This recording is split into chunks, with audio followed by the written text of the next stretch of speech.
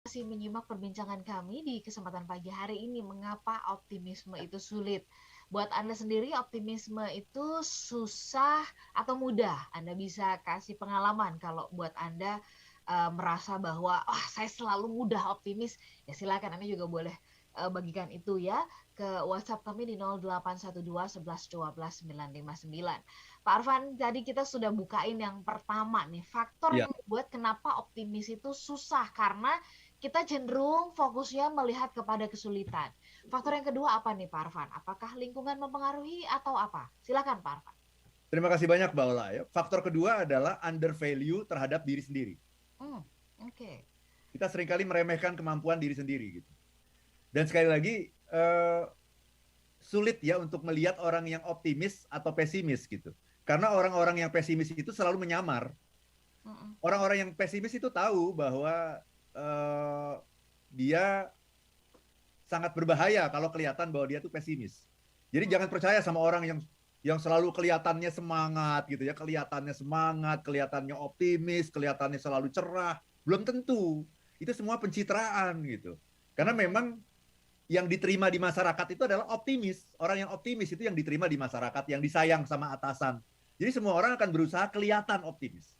Ya, padahal sesungguhnya Kelihatan ya. Oke. Okay. kelihatan ya. Jadi kalau kalau dilihat di tim kita ya, kita lihat, oh ini optimis semua, nih semuanya semangat. Ya, itu kan di depan kita. Ya, Optimisme itu adalah apa yang Anda katakan diam-diam terhadap diri sendiri. terhadap diri sendiri. Nah, kita seringkali under value, Mbak, terhadap diri kita sendiri dan mengatakan, kayaknya saya nggak bisa deh. Kayaknya saya belum pernah deh melakukan itu. Mm-mm. Ya, Mm-mm. kenapa seperti itu? Karena kita sering mengukur diri kita hanya dari hasil kita saat ini. Mm-mm. Kita sering mengukur diri kita dari kondisi kita saat ini gitu. Tapi bukan dari potensi. Nah, itu Mbak. Jadi mengukur diri itu dari yang saya yang saya lakukan hari ini seperti apa hasilnya. Ya. Padahal orang itu sebetulnya didrive oleh potensi. Potensi itu adalah hal-hal baik tentang diri Anda yang belum Anda lakukan. Itu namanya potensi. Hmm. Hal-hal baik tentang diri kita yang belum kita lakukan. Nah, ini nih, ini juga pertanyaan yang kalau menurut saya juga sangat basic banget ya, mendasar banget ya Pak Arfan. Bagaimana sih sebenarnya ini yang bolak-balik sepanjang kehidupan kita, kita kan terus mencari gitu. Sebenarnya kita tuh punya potensi nggak sih? Karena kadang-kadang juga kita menutup atau juga mendenial gitu. Misalkan orang mengatakan nih kepada Pak Arfan, Pak Arfan kayaknya Pak Arfan nih jago melakukan ini deh. Ah, enggak Pak, enggak, saya nggak bisa kok gitu. Alih-alih ingin ingin supaya nggak kebagian tanggung jawab, tapi justru malah kayak kita memberikan apa ya, stigma terhadap diri sendiri. Nah, Pak Arfan punya saran nggak sih kepada kita nih juga pagi hari ini yang mungkin masih bertanya-tanya sebenarnya aku tuh punya potensi apa enggak sih? Gimana sih cara Ya, mengenalinya? Pak Arfan mungkin bisa membantu. Silakan. setiap manusia itu diciptakan Tuhan adalah dalam bentuk yang sebaik-baiknya, Mbak Ola. Karena kan kita itu mencerminkan pencipta kita kan. Mhm. Jadi kita ini kan produk Tuhan ya. Ya, Betul ya, kita ini kan produk Tuhan. Nah, Tuhan itu kan yang maha hebat, yang maha besar kan. ya. Maka dia pasti menciptakan produk terbaik. Hmm. Mana mungkin seorang yang sosok yang sangat hebat menciptakan produk yang tidak Setengah hebat. jadi gitu ya. Yang Iya. asal gitu. Nah, tetapi kehebatan itu seringkali tertutup dengan kondisi kita saat ini. Kayak misalnya mobil Formula One gitu ya. Mhm. Mobil Formula One itu potensinya berapa? Misalkan kalau skala gitu ya, Kecepatannya kecepatannya jam ya berapa? bisa lebih dari 100 kilometer per jam. 379 Ah, kilometer per oh, jam. Itu namanya potensi. oke. Okay. Ternyata yang baru dipakai, Baru dipakai sekarang ini 100 kilometer per jam. Dan kita menganggap ini sudah hebat ini gitu. ya. Masih jauh gitu. Nah, tapi kalau mobil Formula One itu kan gampang ya. Karena kalau kita ingin tahu potensi dari mobil Formula One, caranya gimana? Tanya. Tanya sama siapa? Pembuatnya, si Pembuatnya. ya. Bayangkan kalau kita ini Formula One ya, kita tanya sama pencipta kita. Sebenarnya potensi saya berapa sih, kecepatan paling maksimal yang bisa saya lakukan berapa sih? Dia akan Mhm. jawab 379 km per jam. Itu yang maksimal. Itu potensi kita. Nah, sayangnya sama Tuhan kita nggak bisa nanya. Nah itu, kita nggak bisa nanya kan, sehingga kita berasumsi bahwa potensi saya, kehebatan saya itu adalah hasil saya hari ini. Padahal hasil hari ini mungkin baru 20 kilometer per jam, bahkan ada yang cuma 10 kilometer per jam, atau mungkin sudah 100 kilometer per jam. Hasil hari ini itu bukan mencerminkan mengenai diri kita. Hmm, oke. Itu seringkali yang membuat optimisme itu sulit, karena kita mengukur diri kita itu dari hasil kita hari ini. Hasil hari ini itu namanya nasib. Oke, dan itu juga adalah hasil dari apa yang kita lakukan ya di Betul. masa yang kemarin, istilahnya seperti itu ya Pak Arfan. Betul. Sementara potensi, itulah yang namanya takdir. Hmm. Ini mobil Formula One ini takdirnya 379 300. km per jam. Itu takdirnya, itu potensinya. Sementara nasib saya hari ini, saya baru bisa 100 km per jam. Oke. Pak Arfan, manusia seringkali mengatakan, Pak, manusia kan kemampuannya terbatas. Berarti kita Nah yang itu, seringkali membuat itu. kita jadi terbatas ya Pak Arfan ya. Betul, kita melihat itu kayak kita melihat langit-langit, Mbak Ola. Hmm. Ini udah yang paling tinggi nih, kita bilang begitu. Ini udah yang paling tinggi nih, langit-langit gitu. Padahal kalau kita dobrak itu langit-langit, kita akan melihat langit yang tidak terbatas gitu, Mbak Ola. Ya, ya. Itu, Mbak Ola. Oke, berbeda antara langit-langit dengan langit ya. Iya Oke. dong. Baik, Pak Arfan, sebelum kita ke WhatsApp ya, ini sudah ada yang bertanya juga, setelah under value terhadap diri sendiri. Nah, faktor yang ketiga nih, yang Ya. membuat optimisme itu seolah-olah itu hanya ranahnya para motivator gitu kan, orang-orang yang sukses saja gitu. Ya. Sementara kayaknya kalau kita ini kayaknya bukan deh ya, nggak mungkin deh gitu ya. Lihat kenyataan. Nah, apa sih faktor ketiga yang juga mempengaruhi optimisme itu menjadi Ya. sulit, Pak Arfan? Tidak percaya pada Tuhan. Wah, tapi kita doa gitu ya, kita melakukan Jadi berbagai religiusitas begitu, Pak Arfan. Itu berbeda ya, Pak Arfan ya? beda-beda. Jadi percaya pada Tuhan itu ada 3 level, Mbak Ola. Yang Mhm. pertama, percaya bahwa Tuhan itu ada. Saya yakin semua orang percaya ya bahwa Tuhan itu ada ya. Apalagi kan kita dari SD pun sudah belajar Pancasila kan. Betul. Ketuhanan yang Maha Esa gitu. Kita percaya Tuhan itu ada gitu. Nah, kalau yang namanya optimisme bukan hanya percaya bahwa Tuhan itu ada gitu, tapi percaya bahwa Tuhan itu mau membantu kita gitu loh. Hmm. Iya kan? Misalnya begini. eh, saya percaya bahwa Mbak Ola ada. Memang ada kan? Saya percaya gitu. Tapi apakah Mbak Ola akan bantu saya? Kan belum tentu kan? Mm-mm, mm-mm. Bisa nggak ada orang yang ada tapi nggak bantu kita gitu? Bisa. Bisa, bisa. Jadi yang namanya iman kita itu harus kita revisi, Mbak Ola. Oke. Beriman itu tanda bahwa Anda beriman, Anda harus percaya pada kebaikan Tuhan. Bukan hanya percaya bahwa Tuhan itu ada, bukan, tapi Anda percaya pada kebaikan Tuhan, bahwa Tuhan itu adalah yang maha pengasih, yang maha penyayang, yang maha memberi, yang maha kuasa, yang maha segalanya. Coba kalau di depan kita nih, kita bayangkan dengan sesosok orang saja deh Mbak ya, supaya gampang ya. Ada seorang yang ketemu Mbak Ola, orang itu sangat kaya, sangat berkuasa, sangat pemurah, sangat pengasih, sangat penyayang. Kemudian dia bilang sama Mbak Ola, silakan kamu minta apapun, akan aku kabulkan. Mau minta apa Mbak Ola? Aku ya. Rumah gitu. Ya sebanyak-banyaknya apapun, Kita minta. wong kita tahu kok dia punya apapun. Memberikan, ya. Dia punya apapun, dia bisa memberikan apapun. Dia maha kuasa dan maha pemurah. Ya mintalah semua. Nah, kita kadang-kadang nggak percaya gitu bahwa kalau kita minta itu akan dikasih.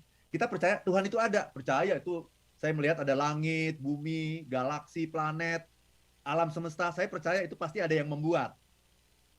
Tapi yang namanya iman dalam optimisme tuh bukan cuma itu. Bukan cuma percaya bahwa Tuhan itu ada. Bukan. Tapi percaya bahwa Tuhan itu mau bantu kita.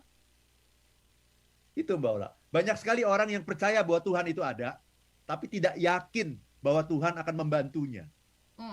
Oke. Ini mungkin karena seringkali juga kita mengatakan bahwa, atau kita mengatakan bahwa Tuhan tuh seolah-olah demikian jauhnya gitu ya.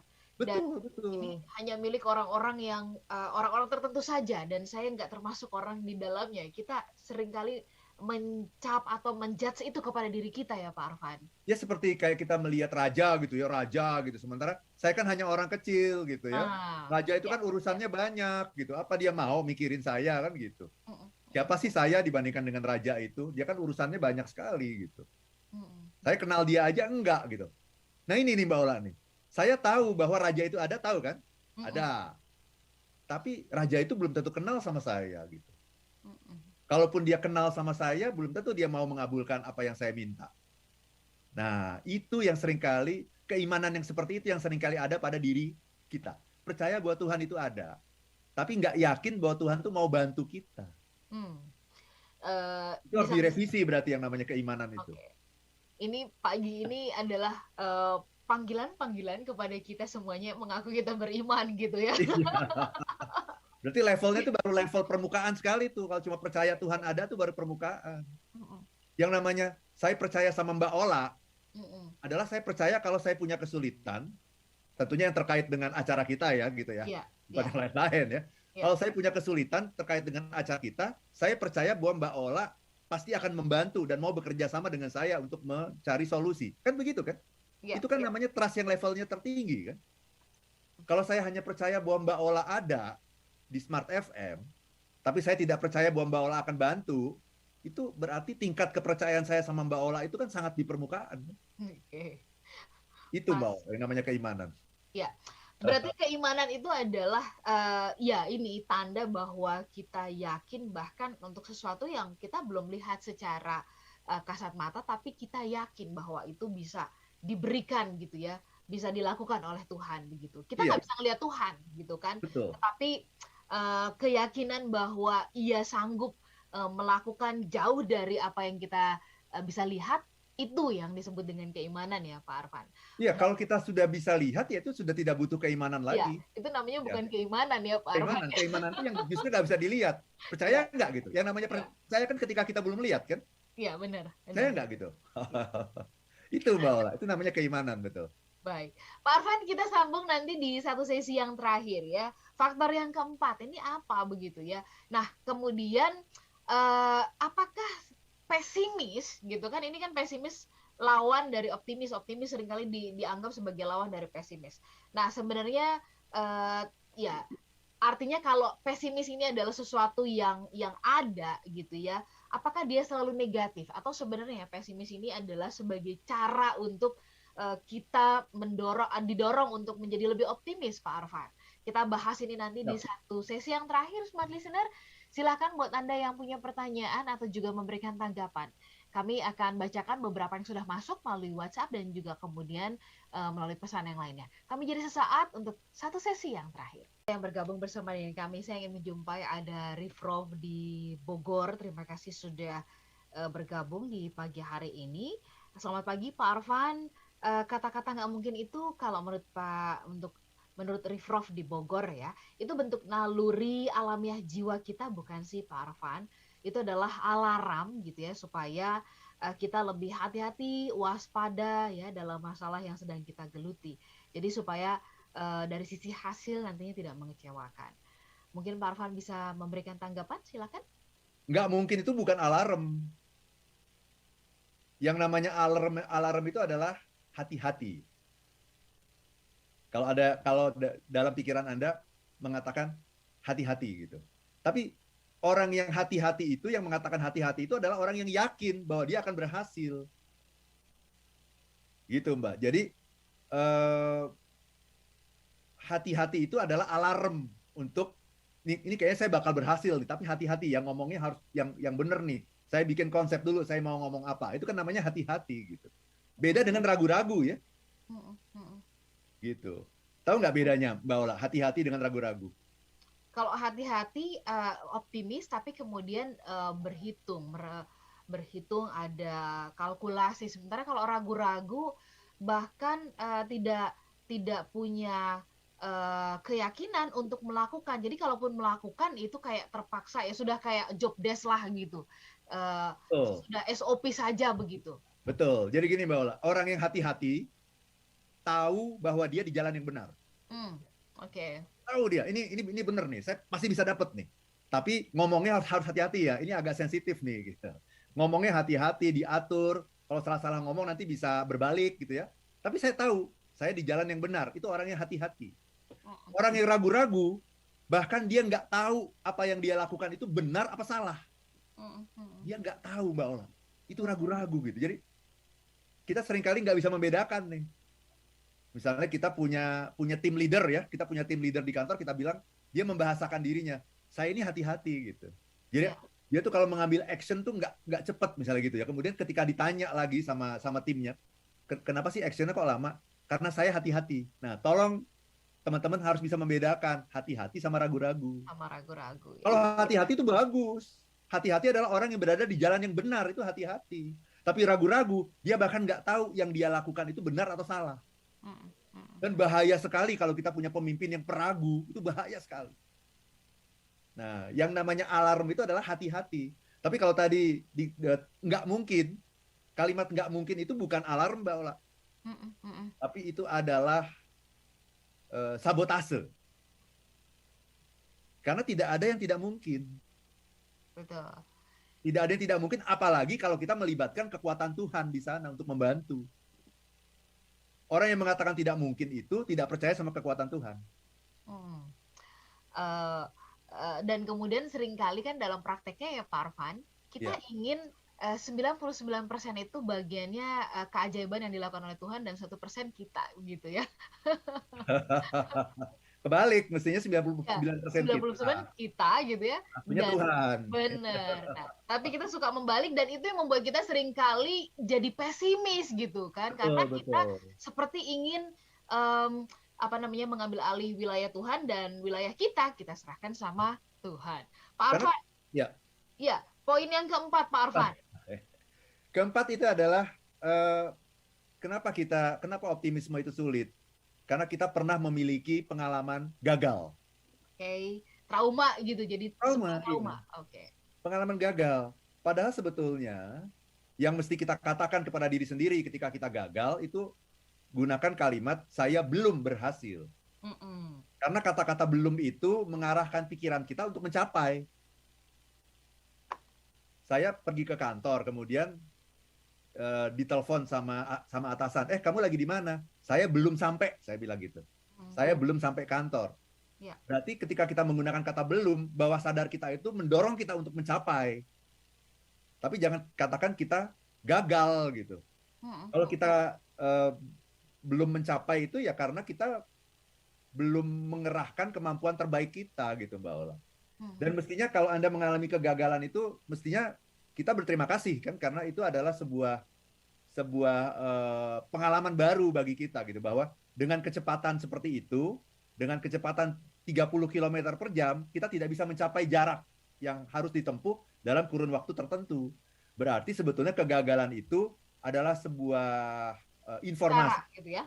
informasi bahwa cara yang kita gunakan ini belum efektif. Jadi kita itu harus adalah cara yang berbeda. Belajar ya, belajar lagi. Jangan melihat itu sebagai sebuah handicap gitu, bahwa saya gagal berarti saya adalah orang yang tidak berhasil, bahwa saya adalah orang yang buruk gitu. Itu namanya kita memberikan stigma gitu kepada apa yang terjadi pada diri kita. Tidak melihat segala sesuatu sebagai pembelajaran gitu, Mbak Ola. Ya. Pak Arfan, kita mau tutup perbincangan pagi ini ya. Ini panasnya memang agak terakhir ya. Jadi sudah kita mau tutup, tapi makin banyak yang berkomentar gitu ya. Saya mau jumpai Pak Cendra di Palembang. Pak Cendra, kalau sinyalnya kurang baik, internet dan sebagainya, pasti siarannya akan jadi kurang clear. Silakan Bapak bisa mendengarkan kami melalui streaming Pak di www.radiosmartfm.com atau Anda bisa kunjungi kami di YouTube di kanal Smart FM ya Pak ya. Dan kemudian rekaman-rekaman siaran kami juga kami simpan di YouTube. Dan saya ingin jumpai ada juga Smart Listener, ada Pak Subari. Terima kasih untuk responnya pagi hari ini. Pak Arfan, walaupun kita tidak menyampaikan, karena optimisme itu kan adalah kata-kata yang kita sampaikan kepada diri sendiri. Tidak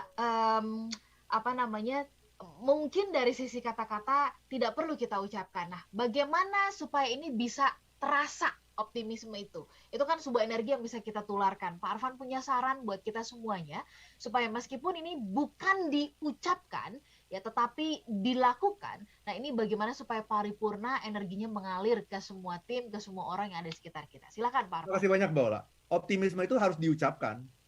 Oh, justru harus diucapkan. Harus diucapkan kepada diri Anda sendiri. Oke. Itulah yang namanya self talk. Dan setiap manusia itu selalu bicara pada dirinya sendiri, Mbak. Selalu. Waktu kita masih kecil, kadang-kadang kita bicara pada diri sendiri, tapi kita ucapkan sehingga orang lain mendengar gitu.